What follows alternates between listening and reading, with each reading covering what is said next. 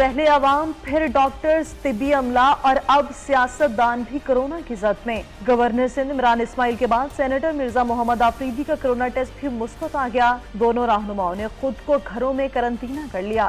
عمران اسماعیل کے مطابق ان کے تمام اہل خانہ کے ٹیسٹ کے نتائج نیگیٹو آئے ہیں۔ ان سب کا الحمدللہ پوری فیملی کا ٹیسٹ رزلٹ آ گیا ہے اور وہ سب نیگیٹو ہی آیا، الحمدللہ، اللہ کا بڑا کرم ہے۔ وزیر اعظم عمران خان کا سیاسی رہنماؤں کے ٹیسٹ پازیٹیو آنے پر تشویش کا اظہار، دیگر رہنماؤں سے احتیاطی تدابیر اختیار کرنے کی اپیل کر دی۔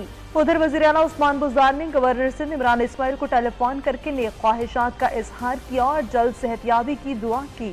چیئرمین سینٹ صادق سنجانی کا بھی گورنر سندھ عمران اسماعیل اور سینیٹر مرزا آفریدی سے رابطہ اور نیک تمناؤں کا اظہار کیا گیا۔ صادق سنجانی کا کہنا تھا کہ حکومت اور عوام مل کر کرونا کی وبا کو شکست دیں گے۔